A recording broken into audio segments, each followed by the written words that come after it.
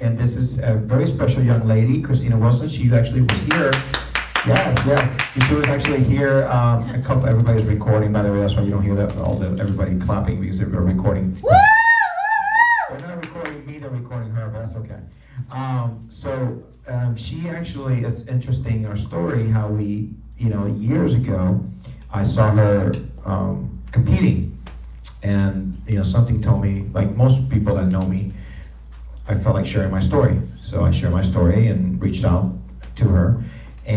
But what I did not know, of course, like I never know, is what people are going through or not going through. Some people are not going through anything at that time, but maybe later on they start going through something and they remember what I sent them, or they remember my story.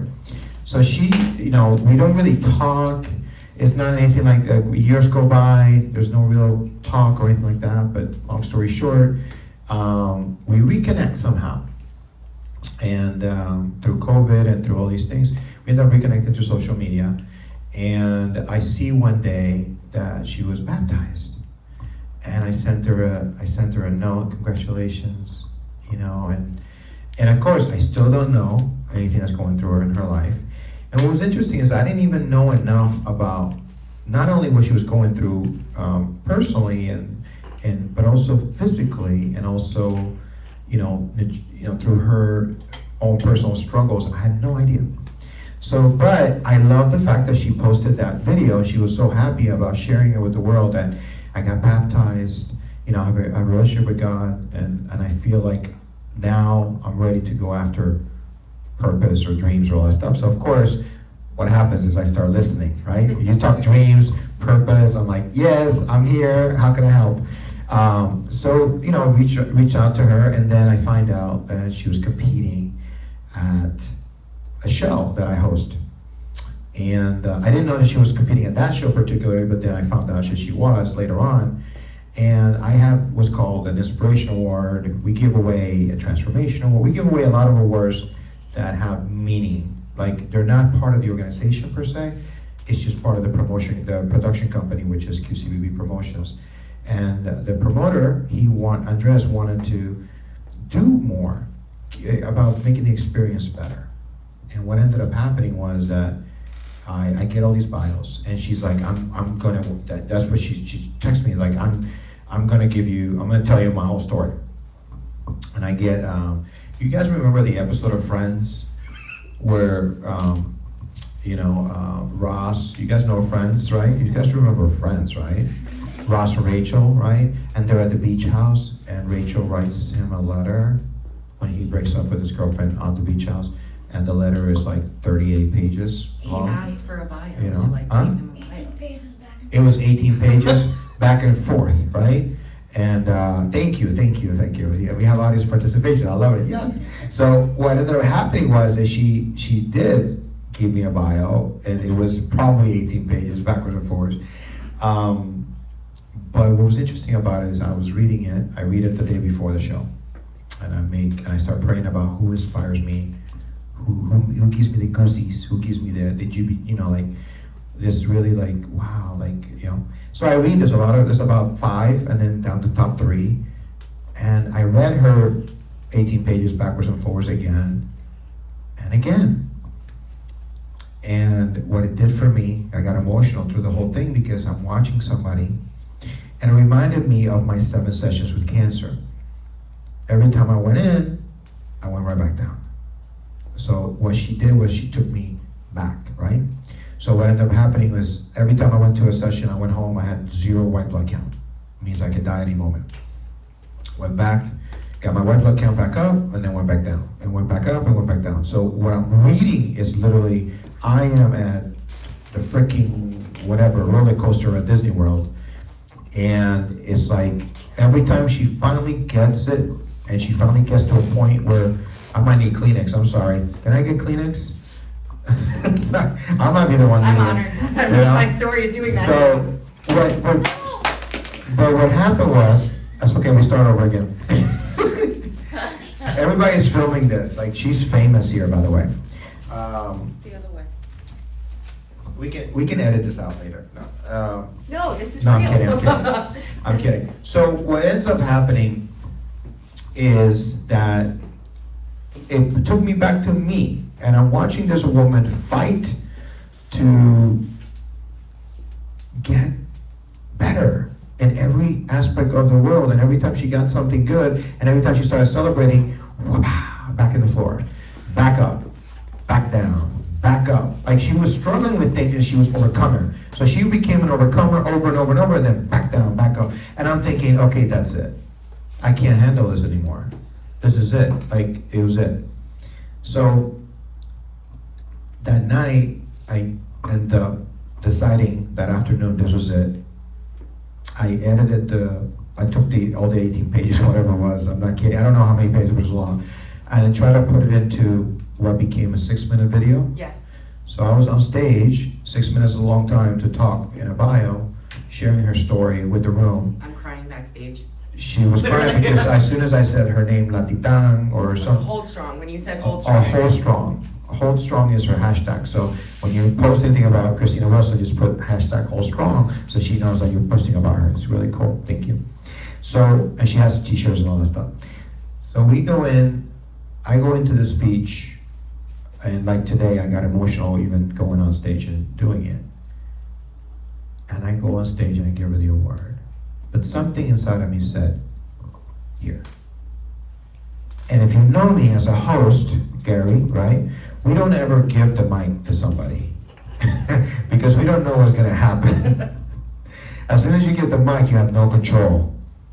And when you're live, right, Gary? When you're live, you can't do that because that person can go into a cursing, whatever happens, who knows, whatever.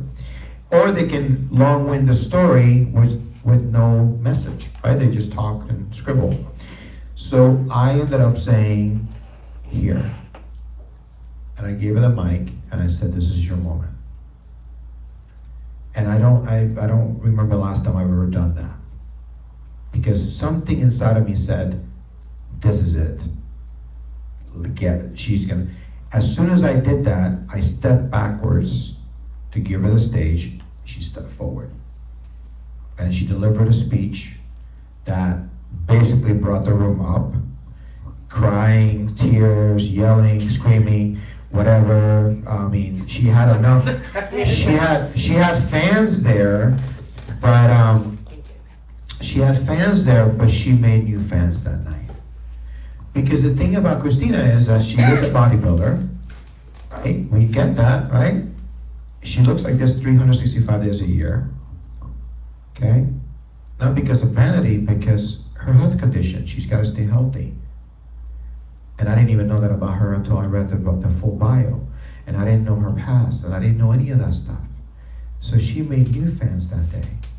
But the cool thing about it is that she did exactly what I try to share with all of you here today. And that's why it was important for me. I wanted her to come in, and she did to the last seminar. I wanted her to see what I do, and I also wanted her to come in for the conference and share a little bit about that experience. Because one, there's a lot of those things I never do, but I did that night. And I always call that like a divine intervention. And she did it. And what I hope is that she looks at that night as a source to always go back to see what she's capable of doing. The possibilities that she has with her voice to change the atmosphere of a room. And she did. One of the best experiences I've ever had as a host will always be that award that I gave to her. Because there's no, as you can see, I can go into detail. Means I'm reliving the moment as I speak. So here she is in front of all of you watching online and all of you here, Christina Wilson. To me, she's a pro athlete, and she still has big dreams, but I believe one of them is to be not a motivational speaker, but an inspirational speaker. So Christina, how are you enjoying the conference so far? Well, first of all, thank you for the interlude, because that was phenomenal. We both got emotional, like, round of applause for him. That was amazing. Thank you for that. Thank you for that. It's the truth, though. I can't fake something that is real. And you know me enough how I am, so. That award to me, I've been competing for almost a decade. I know Botox is good to me. And to receive I've won overall titles, I've won some amazing accomplishments, but to be able to receive that means I'm doing something more than just a bodybuilding platform that I'm standing on. And for him to give me the opportunity to not only get the award, but to speak and resonate with people who maybe just came to support someone, and now I've been able to touch them, and now they're even more interested in bodybuilding or the messages that I'm trying to present to the world. I did it off the cuff. I had no idea he was gonna give me the mic. So I was like, okay, I'm gonna run with this. And for me to have that opportunity was a true blessing, because it kind of made everything come together for me. So thank you again. Well, remember earlier when I said, people say I'm lucky, or, when I say preparation means opportunity, right? You gotta be prepared, right? So like I said, I mentioned India about her singing, like if I give her a mic, she can sing. So when I say I gave her the mic and I stepped back, is because for me was a sign that when as I did it so smoothly, it felt like she was already prepared for this. She might have not been thinking about it. Well, first of all, there's no reason to think about it, because the reason she's there is to win the women's physique, which she won the overall title and all that stuff. But at the end, to do a routine, which she did very well, that's not her thought, right? Until I said, hold strong, and then she started thinking, oh shoot, it's me. Yeah, I was backstage and they corralled me to come back, and I was like, oh, we're just doing pictures. And then he's on stage and he's, you hear him in the background, and then all I hear is hold strong, and I'm like, wait a second, that's my line.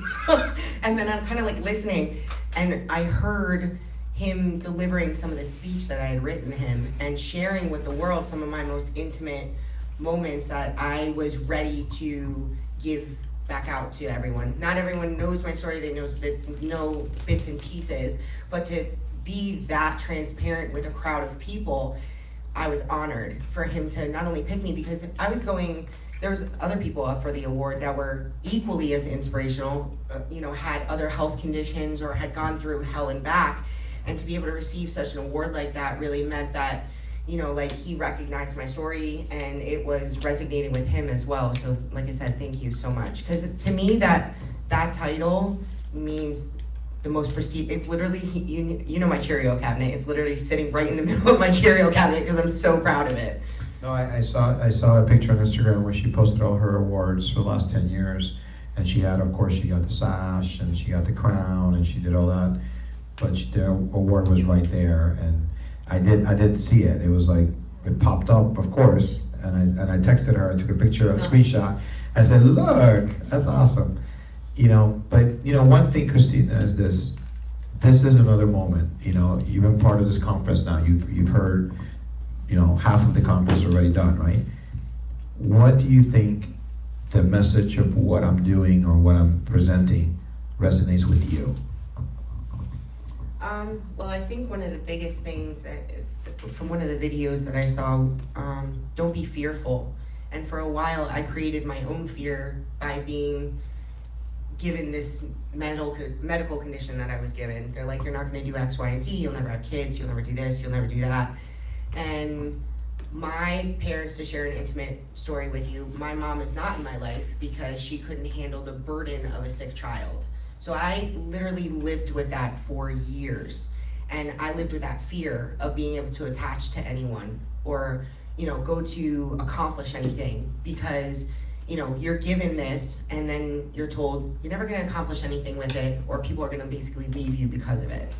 And it wasn't until I relinquished that and said, oh, no, this is something that I'm gonna conquer, and I'm gonna show others that you can conquer it. It's not only a physical thing that I have to deal with, but it's mental and emotional as well. And once I became vulnerable enough through getting saved, because he remembers me, you've been following me for years, and I've always been that non-emotional, mechanical, get through anything, I was a force to be reckoned with. No one could get in my way.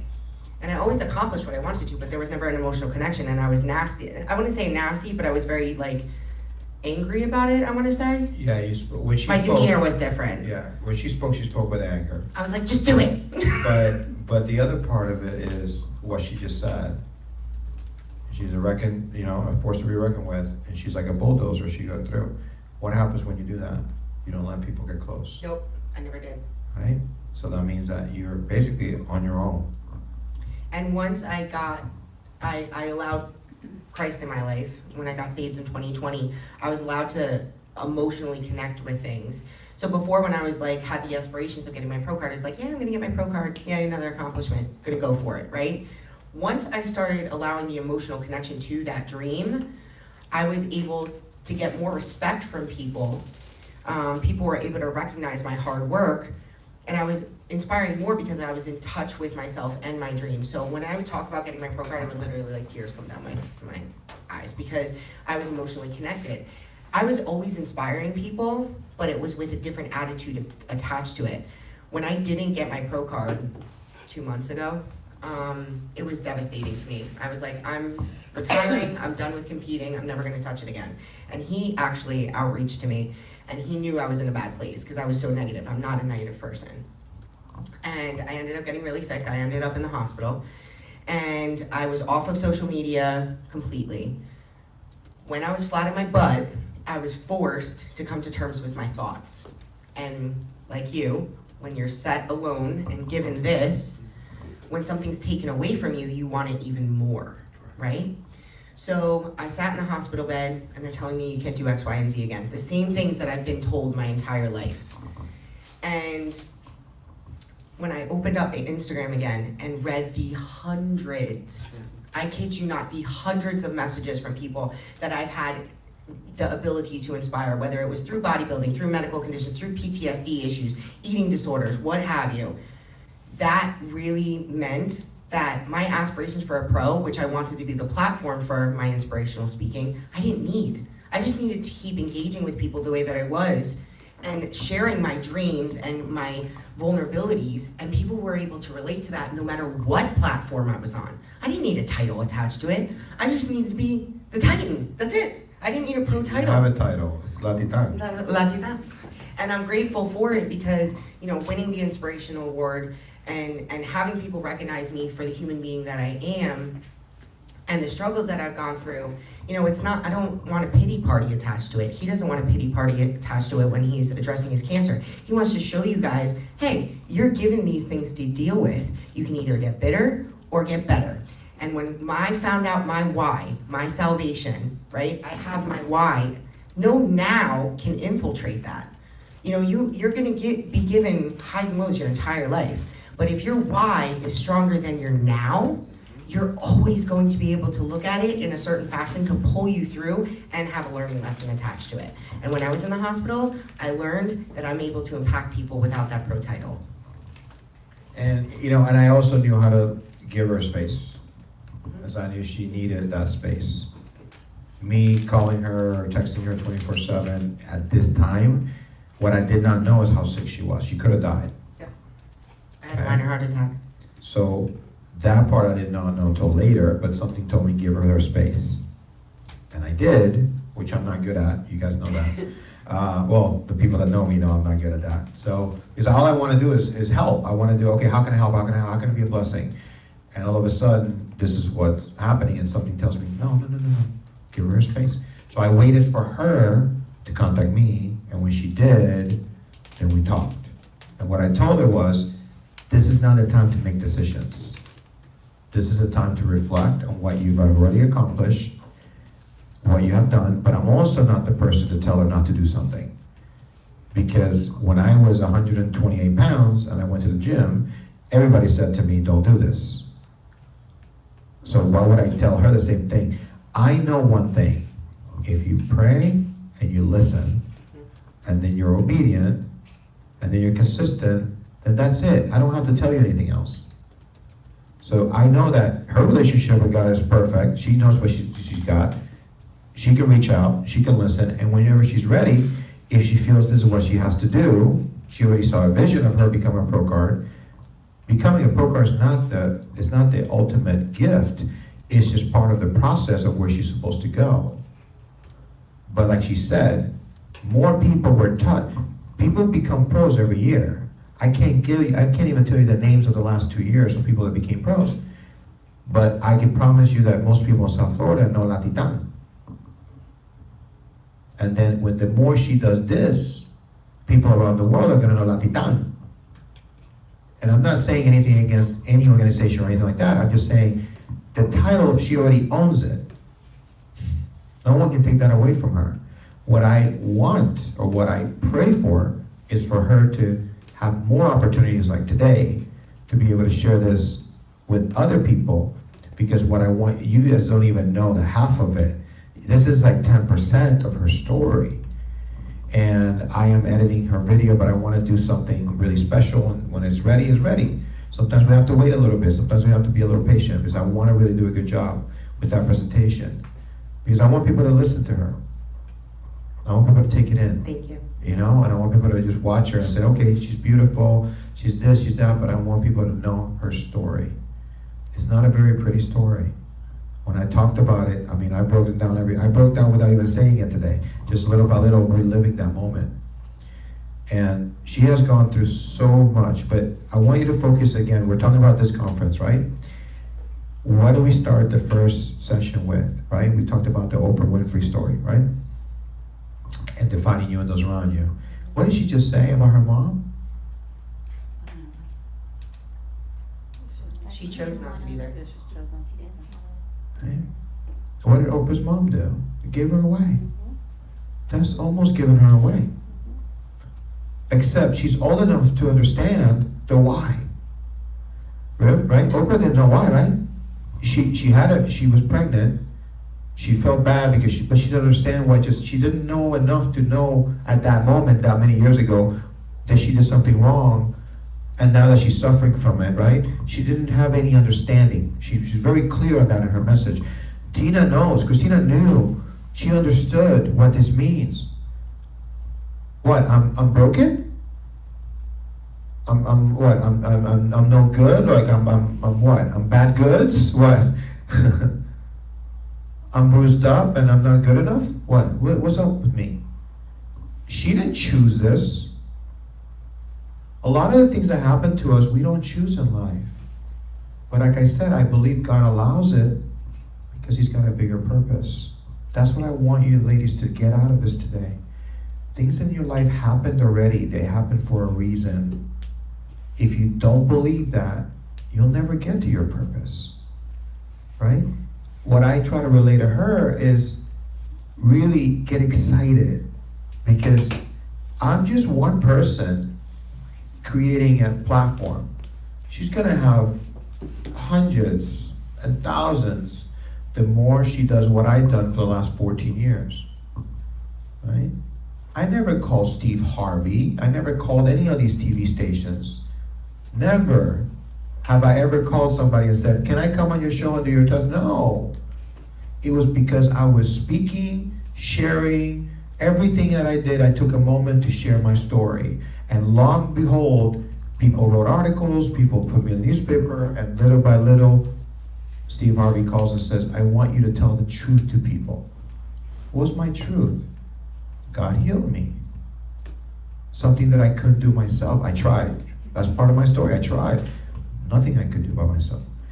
So when I look at her, she was inspiring people through her anger, right?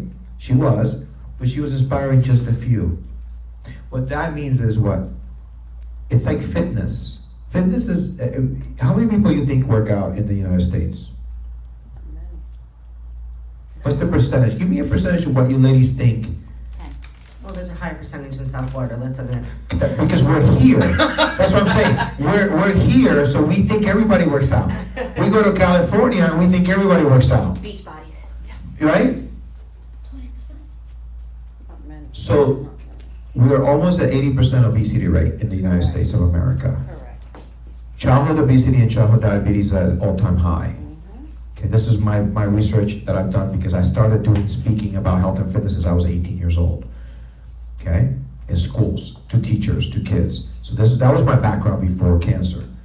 What cancer did is now gave me a story to push through, and not only make an impact, so people say, let me get off the couch.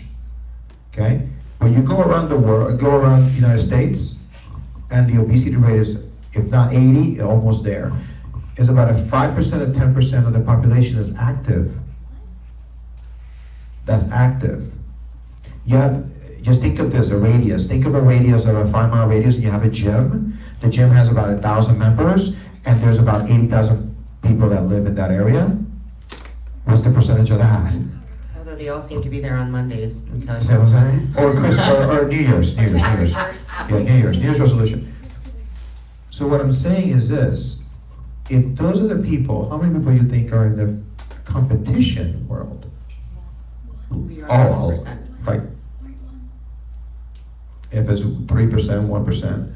Well, I mean, let's include CrossFit, let's include all these other organizations that they're around. Maybe a 3%, 5% of the population that wants to compete, has competed, or whatever. So, guess what? If she stays in that industry, that's 3 to 5% of people that get to know her. But if she gets into the 80 percentile of people because of her condition, when she doesn't understand how much of a blessing it can be if she uses her condition to be a platform to share with the world, and then they get to look at her, you think people are not going to go to the gym and try to work out? So I think a lot of society views female lifters in general as being egotistical, or, oh, that's grotesque. They're kind of taken aback by it because we're not in the norm, which I understand. And we had spoken about this. He knows my story. My father is not in my life because I look too much like a man. He said he's embarrassed by me. He didn't have a son. He had a daughter. So both my parents decided that my life was not worthy of their time, right? But I knew in my heart, this is what I want to pursue. And God was leading me and giving me these obstacles in the meantime to make me stronger in my beliefs toward his message for me. I had to choose, am I going to let these people control me? Define me, correct. Or am I going to choose my own path that God is literally pushing me toward, right? In every single fashion. And because I chose this, the way that I've chosen, I not only have the self-confidence and know my worth inside and out, but I get to deliver a message like, hey, bodybuilding's not all this. It's not all Instagram. It's not all likes. It's taken me 20 years to look like this. But if you take your time, whatever your goal is, and put in the work behind it, it's worth it. Because you get to find more about yourself and offer help to other people that maybe are not in the same place that you are. It's all about being altruistic and giving back and paying it forward and having that hold strong mentality. And by him giving me the opportunity to be able to speak, for example, or giving me the opportunity to come to this conference and look you all in the eye, I have the option of giving you guys hope. And that's the message that I want to deliver. It's not only about my physique, it's about so much more than that. And I don't want my story to be like, oh, poor Christina. No. Take it and run with it with your own life. Because there's so much more to your life. And once you find that why, it's going to not be, your now is not going to depict anything but what you want. And you remember that why becomes, what is your struggle? What is the things that have been holding you back? What are the things that keep distracting you from being joyful? From waking up in the morning and thinking, okay, it's a new day, let me start over again. No, we think about yesterday. Oh, what a crappy day I had yesterday. Whatever. You can't live like that because you'll never. It's all your mindset. Correct. You got to take yourself out of that and then go forward. But that's the thing. Most people think already of everything that's going wrong in their life. If she thought about everything that's going wrong in her life, she would never get out of bed. I'd still be homeless. Yeah, and you see where she's giving you bits and pieces. Mom didn't want her because of her condition. Dad didn't want her because she didn't look like he wanted her to look like. She was homeless. She was couch surfing multiple times. Like I'm telling you, the story just gets deeper and deeper and deeper. I wanted to give her the opportunity today in this breakout session to share a little bit because my goal is I want to work with her on her story so we can really deliver her own TED Talk that's going to be able to, just like my TED Talk, something that she can share with anybody, anywhere in the world, and they're going to listen and she's going to impact them. So that's kind of where I'm at. This is kind of a startup to something that I believe that she's going to end up becoming a speaker at this conference or at seminars that I do. So that's kind of my goal, right? So that's for me, I wanted to share a little bit. Can't share all of it today. But what do you think? We got the why, we got the purpose, we got all that stuff. what do you think besides that, the father and mother relationship, also, why couldn't you get out of it? What do you think held you back to get out of it, to get back into trying to figure out, okay, I'm beautiful, I can do this, what you think kept you out of it? Because remember, we have to talk about what we can't do so we can figure out what we can do. So if I were to break it down, at a young age, I was thrown into a world where children shouldn't be in. And I had to go into survival tactics, right? So when you're in survival mode, there's nothing in your peripherals. You're just go, go, go. And I stayed in that lane for the longest time. And like I said, I didn't let myself emotionally connect with anyone or anything because I was constantly in survival mode. And it wasn't until I truly had to take myself out because I kept repeating the same behaviors. And I was like, why am I still in this position? If I'm such a surviving person, why do I keep ending up in the same position, right? I pull myself out, then I get myself back in. Because I wasn't allowing myself to heal. And I was keep going through the same motions. So by having to be forced to sit back in an uncomfortable position, you have to get comfortable with being uncomfortable to be successful, if that makes sense. Because I had to literally be uncomfortable to realize, why am I uncomfortable? My own actions. I can't blame my mother, I can't blame my father, I can't blame all these situations that are in my life. I have to take responsibility for this position that I'm in now, and how am I gonna get myself out of it? And by me allowing myself to heal and feel all of the pain, truly feel it, I was able to not be bitter about it, but know not to make the same mistakes in the future. And that was where my why came in. So to give a quick story, when I ended up in the hospital, I kept thinking, I'm never inspiring people. This is before I opened my Instagram. Without this pro title, I'm nothing, right? So I was in the hospital for a few days, and I had 3 nurses after their shifts, after they clocked out, came up to my room, found out where I was, because I got moved a couple times, and said, you've inspired me to do this today. Or I'm getting back into the gym because of you. I'm gonna treat my wife better because of you. 3 of those nurses. Me, I'm sick, I'm miserable, I'm upset, I'm not in the best of moods, okay? Because I gained 30 pounds from water.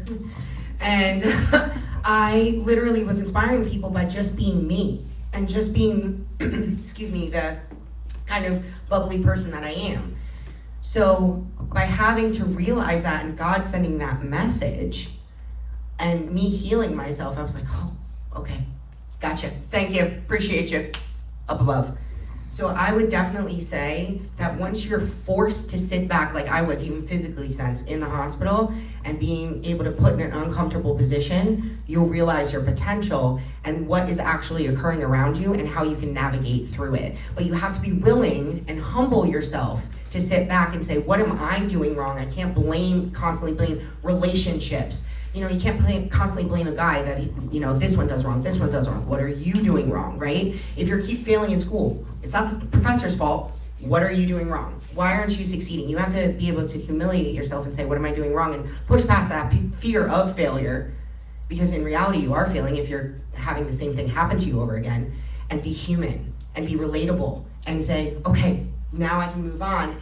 And trust me, the process will get not only a lot easier, but a ton more rewarding. Amen. So just listening to her, think about what you've already listened to today from the first 2 sessions, right? All she's doing is what? Affirming everything I just said, right? From finding herself, not defining by her, others, right? To what we're training to fulfill your purpose and finding out things about her that she's supposed to do. And she's just breaking it down, but now this is reality. What I'm telling you are stories, and I'm sharing my own story as well, but she's telling you her reality right now. And when you one day get to hear all of it, it's a book. And this journey is just starting. But her story is already a book. Even if she ends it up with just now, it's a great read because it shows you somebody that never gave up on life. And now she's not just not giving up on life, she's not giving up on her dreams. Now she's steamrolling but not in anger to prove people wrong. She's steamrolling in joy. It's a big difference. Anger to joy. With a purpose in mind. And now she knows that her life and anything that she's gone through, everything had a meaning and a purpose. Good? All right. Well, that's breakout session number 2.